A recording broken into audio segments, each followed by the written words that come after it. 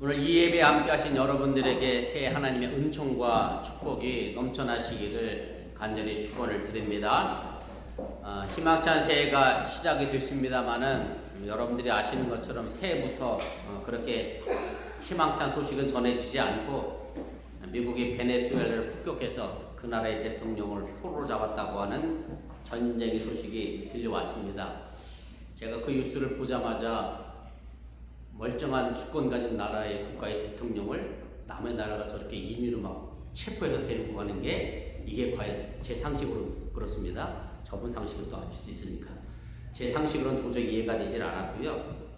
이게 지속되면 사실은 중국이 대만을 병합한다고 쳐들어갔다고 해서 그걸 막을 나라는 아무도 없을 거고, 러시아가 우크라이나를 쳐들어간 것도 사실은 이유가 다 있죠. 물론 표면적으로는 베네수엘라가 미국에 마약을 공급하는 마약의 문제라고 얘기는 하고 있습니다만은 여러 세계 뉴스에서 전해지는 소식은 베네수엘라에 묻힌 석유 자원 때문에 트럼프 대통령이 욕심을 내고 있는 것이고, 또 남미에서 점차로 커져가는 중국의 영향력을 좀 견제해 보려고 하는 목적으로 베네수엘라를 폭격한 것으로 그렇게 전문가가 내다보고 있습니다. 그리고 한다는 얘기가 이것도 참 기가 막히잖아요. 새로운 대통령이 뽑힐 때까지 미국이 그 나라를 통치하고 다스릴 것이래. 무슨 상식인지 저는 참 이해가 되지 않습니다만은, 아무튼 주권 국가의 나라의 대통령을 체포해서 식민지로 삼겠다는 이상한 발상을 새해부터 제가 듣고 또 맞게 됐습니다. 어느 시대를 막론하고 강한 자가 생명을 선택하는 경우가 거의 없습니다. 다 죽음을 통해서 문제를 해결하려고 합니다. 과거의 역사를 통해서 본다라고 하면 로마 제국이 그랬고요. 또 로마 제국을 무너뜨린 지금 튀르키의 후손들이죠. 오스만 투르크 제국도 그랬고, 또 전 세계의 땅을 가장 많이 가져봤던 몽골 제국의 징기스칸도 그랬고, 그리고 근래에 와서는 대영 제국이 또 그랬고, 지금은 미국과 중국과 러시아 이런 강대국들이 생명을 살리는 정의의 편에 서지 않고 자신들의 이익에 따라 전쟁을 서슴지 않고 일으키고 있음을 우리가 보게 됩니다. 물론 이런 세계적인 흐름을 지금 이곳에 있는 저나 여러분들이 바꿀 수 있는 힘과 능력은 없습니다. 그렇다고 해서 그저 시대의 흐름에 따라 그냥저냥 흘러가는 새해가 되지 않기를 주님의 이름으로 부탁을 드리고, 마음과 영을 새롭게 하는 그런 2026년이 될 수 있기를 주님의 이름으로 다시 한번 축원을 드립니다. 중국 고전 민담의 청평어람이라고 하는 그런 책이 있습니다. 여러분들이 한 번쯤 들어보셨을 것 같은 고사성어인데, 바로 동가식 서가숙이라고 하는 그런 고사성어가 있습니다. 한문 그대로 풀어내면 동쪽 집에 가서는 먹고 서쪽 집에 가서는 잔다라고 하는 그런 뜻인데요. 일정한 거처 없이 또 돌아다니며 지내는 것을 말합니다마는, 보통은 자기 이익을 위해서 지조 없이 이리저리 빌붙는 사람들을 가지고도 동가식 서가숙한다라고 표현을 합니다. 이런 고사성어가 생겨난 배경의 이야기를 들으면 이 말의 의미가 조금 더 분명하게 이해가 될 겁니다. 춘추 전국시대에 제나라고 하는 나라에 한 처녀가 있었습니다. 근데 처녀가 얼마나 얼굴이 이쁘고 고왔는지 모르겠습니다만은, 동쪽 마을의 총각도 청혼하고 서쪽 마을의 총각도 동시에 청혼을 했습니다. 동시에 청혼을 받았으니 둘 다 결혼할 수는 없고 어느 한쪽은 이제 선택을 해야 하니까, 그러자 부모가 어느 쪽에 시집 보낼까 고민하다가 결국은 딸에게 선택하라고 하면서 이런 말을 합니다. 동쪽 마을의 총각은 집안이 부자로서 잘 사는데 얼굴이 너무 못생겼고, 서쪽 마을 총각은 얼굴은 잘생겼는데 집이 너무 가난하다. 그러니 내가 동쪽 마을 총각에게 시집을 가고 싶으면 왼쪽 소매를 걷고, 서쪽 마을 총각에게 시집 가고 싶으면 오른쪽 소매를 걷어라. 이렇게 딸에게 선택권을 줬습니다. 여러분들도 이런 선택받으면 참 선택하기 어려운 문제일 겁니다. 사실 이런 문제는 지금도 있고, 결혼이라고 하는 것이 사랑을 기반으로 해서 해야 하는 건데, 겉으로 드러난 환경과 외모 조건이 결혼을 좌지우지하는 것을 우리가 너무 쉽게 보는 그런 현실입니다. 그래서 이 처녀도 이제 고민이 됐습니다. 선뜻 어느 한쪽을 선택하기가 쉽지 않았습니다. 그리고 드디어 결정을 내렸는데 양쪽 팔 소매를 전부 걷어 올렸습니다. 부모가 깜짝 놀랐잖아요. 시집을 한쪽만 가야 되는데 양쪽으로 다 가겠다고 하니 이게 도대체 뭔 일이냐? 그 이유를 딸에게 물었습니다. 그랬더니 이 딸이 하는 말이, 동쪽 집은 잘 사니 내가 그쪽 집에 가서는 밥을 먹을 거고, 서쪽 집은 못 살고 그쪽 총각 얼굴이 잘생겼으니 잠은 서쪽 집에서 가서 잘 거다 라고 하는 말로 동가식 서가숙이라고 하는 고사성어가 생겼는데, 물론 말도 안 되는 이야기입니다만은 어찌 보면 이것이 우리 사람의 모습이고 지금 또한 우리의 모습이 아닐까 그런 생각을 하게 됩니다. 아무튼 동가식 서가숙이라고 하는 말을 한꺼번에 두 가지 좋은 일을 동시에 가지려고 하는 사람이 욕심이 잘 드러난 그런 고사성어라고 할 수가 있습니다. 마태복음 19장 16절 이하를 보면 어느 날 부자 청년이 예수님을 찾아왔습니다. 그리고 예수님께 이렇게 질문하죠. 내가 무슨 선한 일을 해야 영원한 생명, 영생, 구원을 얻을 수 있습니까? 라고 묻게 됩니다. 다시 말씀드리면 내가 어떤 일을 해야 천국에 갈 수 있겠느냐, 아니면 하늘나라에 갈 수 있겠느냐 라고 하는 그런 질문의 내용입니다. 그러자 이 질문에 대해 예수님이 여러분들이 아시는 것처럼 하나님의 계명을 잘 지키라고 이야기합니다. 그러자 이 청년은 또 그럼 내가 어떤 계명을 지키는 게 좋겠습니까? 라고 묻게 됩니다. 그러자 예수님은 이렇게 얘기하시죠. 살인하지 말아라, 간음하지 말아라, 그리고 도적질도 하지 말아라, 그 다음에 거짓 증언도 하지 말고 네 부모를 공경하고 네 이웃을 내 자신과 같이 사랑하라 라고 하면서 십계명의 중요한 부분들을 이 청년이 지켰으면 좋겠다라고 이야기를 하게 됩니다. 그때 이 청년은 당당하게 이렇게 대답합니다. 내가 이 모든 것을 이미 다 지켰는데 내가 아직도 뭔가 부족한 게 있습니까? 라고 반문하면서 자신이 율법을 철저히 잘 지키는 사람이라고 대놓고 자랑하는 그런 교만의 모습을 보이게 됩니다. 그래서 예수님은 가서 내 소유를 팔아서 가난한 사람들에게 나눠주라고 말씀하셨고, 그러자 그 청년은 근심하며 돌아갔다라고 말합니다. 그 이유를 마태복음 19장 22절은 이렇게 전합니다. 그 청년이 재물이 많으므로 이 말씀을 듣고 근심하며 가니라. 이 청년이 근심하면서 예수님의 말씀을 떠난 이유는 아주 분명합니다. 그것은 재물도 가지고 싶었고 영원한 생명, 영생도 얻고 싶었기 때문에 그렇습니다. 그러나 이 청년은 영생과 재물을 선택해야 하는 상황에서 영생을 선택하지 않고 재물을 선택을 했습니다. 물론 이 둘 중에 하나를 극단적으로 다 버리고 다른 하나만 전부 선택해야 한다라고 하는 문제는 결코 아닙니다만은 우리의 삶은 항상 이런 선택이 우리 앞에 놓여져 있게 됩니다. 바라기는 우리 어번교회 성도들은 2026년에 부자도 되시고 영생도 얻는 그런 아름다운 믿음의 성도가 될 수 있기를 주님의 이름으로 축원을 드립니다. 우리 앞에 재물과 하나님이 놓여 있고 그 중에 하나를 선택하라고 한다고 하면 나는 과연 무엇을 선택할 것인가? 이것이 우리 앞에 놓여져 있는 시대의 문제이기도 합니다. 물론 일부의 극단적인 사례이긴 합니다만 요즘 간간히 들려오는 그런 뉴스를 보면 돈 때문에 가족과 아내와 남편과 자식을 죽였다는 기사를 종종 보게 됩니다.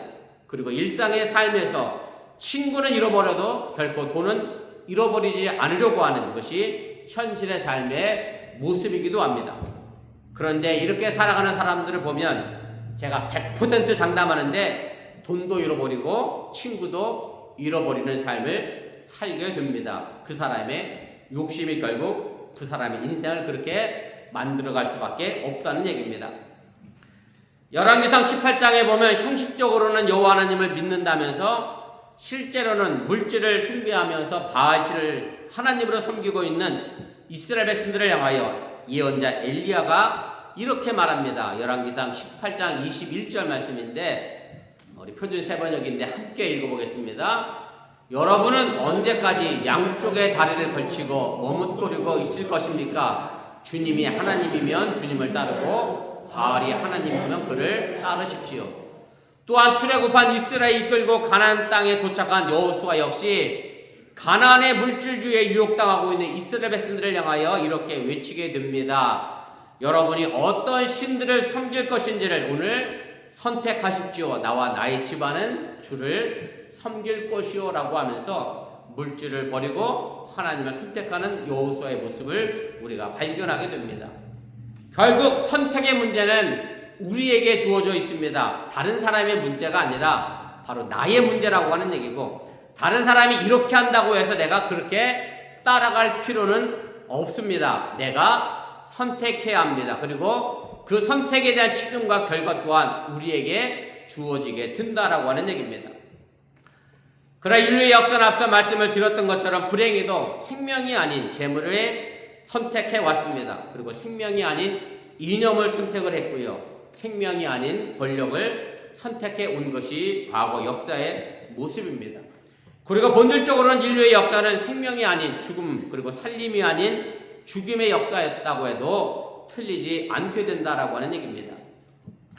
지금은 그렇지 않지만 아프리카에 사는 사람을 잡아먹는 식인종이라고 이야기했던 적들이 있습니다.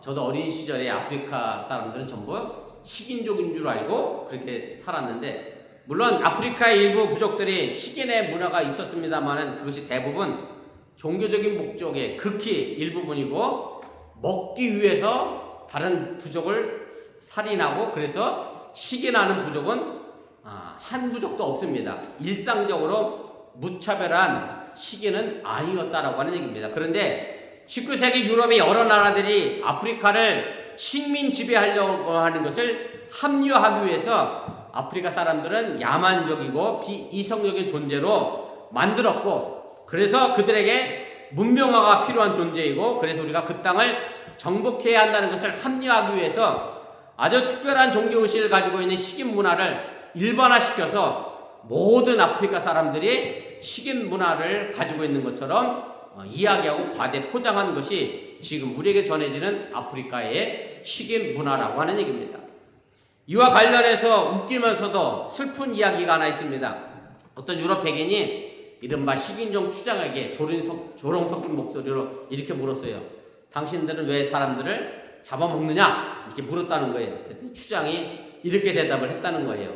우리는 먹고 살기 위해서 그런다. 그런데 당신들은 정말 이해할 수가 없다. 우린 먹기 위해서 사람을 죽이는데 왜 당신들은 전쟁을 일으켜서 먹지도 않은 사람들을 수천 명, 수만 명씩 죽이냐? 왜 쓸데없이 그렇게 많은 사람을 죽이냐? 이렇게 반문했다고 하는 얘기입니다. 참으로 가슴 아픈 이야기입니다만은, 저마다 세계 평화를 위해서 전쟁을 한다고 합니다만은 그 이면에는 세계 패권을 잡기 위한 것이라고 하는 것을 우리는 너무나 잘 알고 있습니다. 사실 이런 죽임은 강대국만의 이야기는 아닙니다. 우리 자신의 이야기이기도 합니다. 우리 역시 살림이 아닌 죽음의 선택을 할 때가 너무 많다는 그런 말씀입니다. 물론 우리는 전쟁에 참가해서 적군을 죽이는 일은 하지 않습니다. 그리고 돈 때문에 내가 그 누군가를 죽이는 일도 하지 않습니다. 그러나 이것 외에 우리는 공해물질을 배출하고 일회용품 쓰레기를 마구 버리고 과도한 에너지 사용을 해서 지구의 온난화를 만들어가고 있고, 물질적 소비주의에 빠져있고, 너는 죽어도 나는 살아야 한다는 무한 경쟁 속에서 여러가지 불의한 일을 묵인하고 방관하는 식으로 간접적인 살인 행위에 가담하고 있다고 해도 틀리지 않다라고 하는 얘기입니다. 이런 생명의 문제는 오늘날 우리 사람이 당면한 문제 중에 맨 첫째가 되는 문제임을 여러분들이 인식하시기를 바랍니다. 그리고 이런 생명의 운동은 나만의 구원의 문제가 아니라 다른 사람도 구원시켜야 하는 문제이고, 더 나아가 자연계의 생명도 구원해야 할 목표임을 여러분들이 기억하시기를 바랍니다. 제가 최근에 두 교회를 방문한 적이 있습니다. 물론 우리 교회도 나중에 교회 건물이 있으면 그랬으면 참 좋겠다라는 생각을 하는데, 한 교회는 제 친구 교회인데 갔더니 거기는 자기가 쓸 컵을 벽걸이로 걸어놨어요. 또 한 개도 물론 벽걸이를 걸어놨어요. 근데 제 친구 교회는 더해. 도시락을 갖고 다녀. 일회용품 안 쓰자고 자기 밥그릇은 자기가 집에서 갖고 오는 거야. 숟가락도. 그리고 거기다 먹고 집에 가서 자기가 설거지하고. 나도 그 친구의 목표를 한번 따라가고 싶은데, 여러분들에게 도시락 갖고 오라고 그러면 좀 그렇겠지? 빈 반찬통 들고 오라고 그러면? 근데 나는 반찬통이 없었잖아요. 근데 목사님은 특별히 예외래. 손님이라. 그런 행동을 합니다. 사실은 이런 환경적인 운동이 우리가 조금 더 관심 가져야 될 그런 부분이고, 물론 미국 사회가 너무나 일회용품을 막 버리는 사회이다 보니 우리가 아무 감각 없이 버릴 때가 너무 많이 있습니다만, 아무튼 우리가 자연환경도 좀 생각해 볼 줄 아는 그런 조금 더 폭넓은 그런 마음의 자세들을 가질 수 있기를 바랍니다. 왜냐하면 결국은 사람의 생명은 자연과 연결되어 있기 때문에 그렇습니다. 자연을 구원해내지 않으면 우리가 우리 생명을 지켜낼 수 없다는 사실을 여러분들이 깨달으시길 바랍니다. 우리가 교회 다니면서 성령 받았다라고 하는 말을 많이 듣습니다. 그럼 도대체 성령 받은 것이 무엇인가를 우리가 진지하게 좀 생각해 본다라고 하면, 사도 바울이 로마서 8장 22절 이하에서 성령을 받은 사람은 피조물들의 고통스러운 탄식 소리를 듣는다라고 말하고 있습니다. 제가 로마서 8장 26절인데 표준 세번역으로 읽어드립니다. 성령도 우리의 약함을 도와주십니다. 우리는 어떻게 기도해야 할 것도 알지 못하지만 성령께서 친히 이루 다 말할 수 없는 탄식으로 우리를 대신하여 간구하여 주십니다. 성령이라고 하는 것은 거룩한 마음입니다. 모든 피조물들이 고통받고 있는 소리를 듣고 탄식하며 기도하는 마음이 성령의 마음입니다. 우리는 성령 받았다는 것을 마음이 뜨거워져서 소리를 크게 내서 기도하고 찬양하고 방언을 하는 것만으로 여기고 있습니다. 물론 외적으로는 성령 받으면 그런 현상이 나타납니다. 그러나 성령 받았다라고 하는 것의 진정한 기준은 다른 사람의 아픈 소리에 귀를 기울이고 고통당하고 아파하는 이들을 위하여 함께 기도하고 절망하고 실패한 사람들을 위해 위로하고 용기를 심어주는 성도들이 바로 성령 받은 사람임을 여러분들이 믿으시기를 바랍니다. 예수님이 어느 날 밤 조용히 찾아온 니고데모라고 하는 유대인 지도자에게 요한복음 3장 3절에서 이렇게 말합니다. 내가 진정으로 너에게 말한다. 누구든지 다시 나지 않으면 하나님 나라를 볼 수 없다. 그러면서 예수님은 요한복음 3장 5절에서 거듭난다라고 하는 말의 의미를 이렇게 말씀합니다. 내가 진정으로 너에게 말한다. 누구든지 물과 성령으로 나지 않으면 하나님 나라에 들어갈 수 없다. 여기서 물이라고 하는 것은 씻는다라고 하는 의미가 담겨져 있고 이것은 세례와 연결되어져 있습니다. 다시 말씀드리면 우리 마음에 있는 더러운 마음, 죄를 씻는 것을 말하는 것이고 씻어야 깨끗해질 수 있다고 하는 사실을 여러분들 잊지 마시길 바랍니다. 씻어야 거룩한 마음, 성령이 임할 수 있게 된다는 그런 말씀입니다. 그리고 씻어야 다시 태어나는 것이고 우리가 영원한 생명을 찾을 수 있다라고 하는 얘기고, 그래야 사람이 사람답게 살 수 있음을 여러분들이 믿으시기를 바랍니다.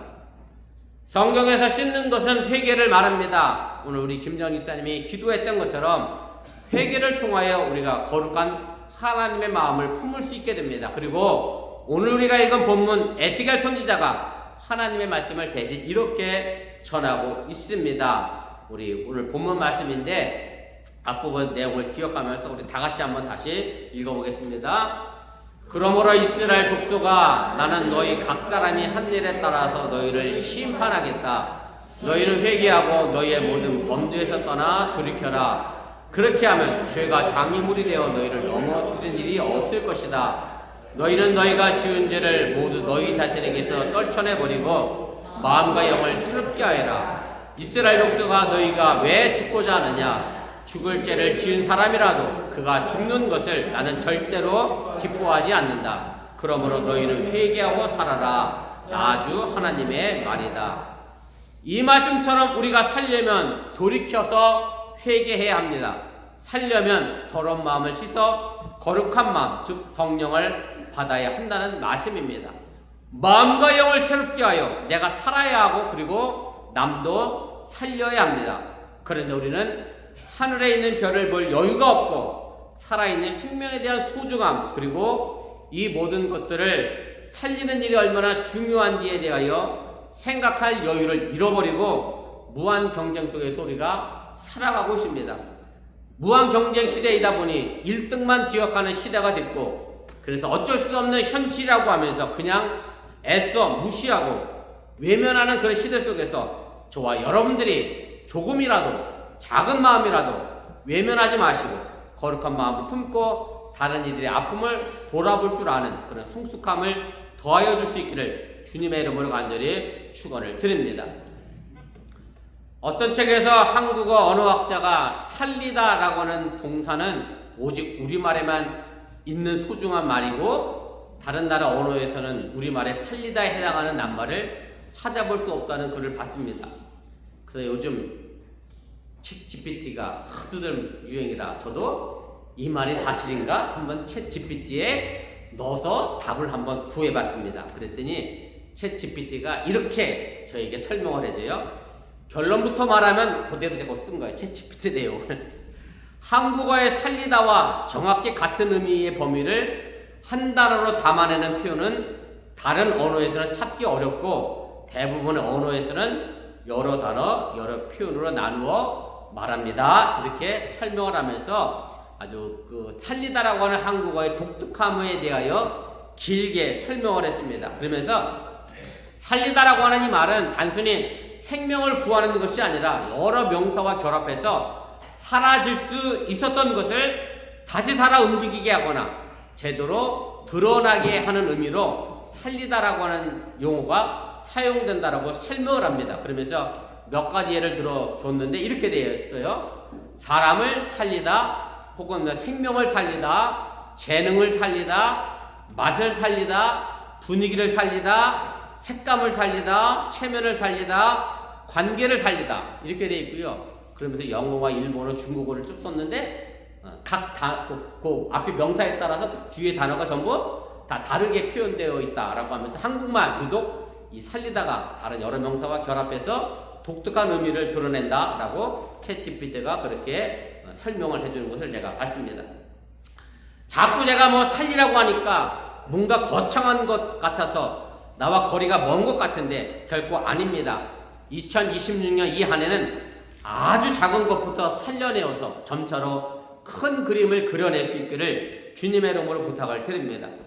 지금 유스가 함께 예배를 드리는데 제가 유스에게 설교하면서 가끔 나중에 뭐가 되고 싶냐 유스에게 꿈을 묻습니다. 나름대로 유스들이 자신들이 가지고 있는 꿈에 대하여 이야기를 합니다. 그리고 그 꿈을 이루기 위하여 지금 열심히 공부해야 한다라는 것을 제가 강조를 했고 또 그렇게 설교를 했습니다. 만약에 누가 의사가 되고 싶다라고 하면 중고등학교에서부터 의학 공부를 하는 학생은 한 사람도 없습니다. 의학 공부를 위해서는 작은 것부터 시작해야 합니다. 영어 단어 하나, 수학 문제 하나, 과학의 기초적인 공부를 하지 않고서는 절대 의학 공부를 할 수가 없습니다. 이것은 유스만의 문제는 아닙니다. 이곳에 있는 부모님들도 꿈이 있을 겁니다. 그러나 그 꿈은 결코 한 번에 이루어지지 않습니다. 기회가 오면 기회를 잡아야 한다고 이야기합니다만은 기회는 결국 작은 것들을 하나하나 준비한 사람에게 주어진다고 하는 사실을 여러분들이 잊지 마시길 바랍니다. 그래서 2026년 이 새해는 정말로 작은 것부터 시작하여 변화하는, 그래서 마음과 영을 새롭게 하는 그런 새해가 되어질 수 있기를 바랍니다. 공부의 시작은요, 학교에 열심히 다니는 것에 있습니다. 미국 공교육이 무너졌다고 하지만 그래도 열심히 학교 다니는 아이가 공부를 잘하게 되어 있습니다. 신앙의 시작은 뭐냐? 교회에 열심히 다니는 것에 신앙의 시작이 거기에 있습니다. 병을 고치려고 하면 열심히 의사의 말을 잘 들어야 합니다. 공부를 잘하려고 하면 선생님의 가르침에 집중해야 합니다. 신앙을 위해서는 설교자의 말씀을 잘 들어야 합니다. 이런 작은 것들이 쌓여서 실력이 쌓이는 것이고 믿음이 쌓이는 것이고 꿈들이 이루어지는 것임을 여러분들이 깨달으시길 바랍니다. 작은 것에 충성할 때에 하나님은 우리에게 큰 일을 맡기심을 여러분들이 잊지 마시길 바랍니다. 예수님은 우리에게 생명이 되십니다. 생명을 꿈꾸는 것이 기독교인들이고 꿈꾸지 않으면 기독교인이 아닙니다. 이제 2020년을 시작하면서 여러분들이 지금 당장 무엇인가 내가 큰 것을 이루려고 하다가 포기하지 마시고 작은 것에부터 시작해서 마음과 영을 새롭게 할 수 있기를 주님의 이름으로 간절히 축원을 드립니다. 기도하겠습니다. 잠시 말씀을 기억하며 1분 정도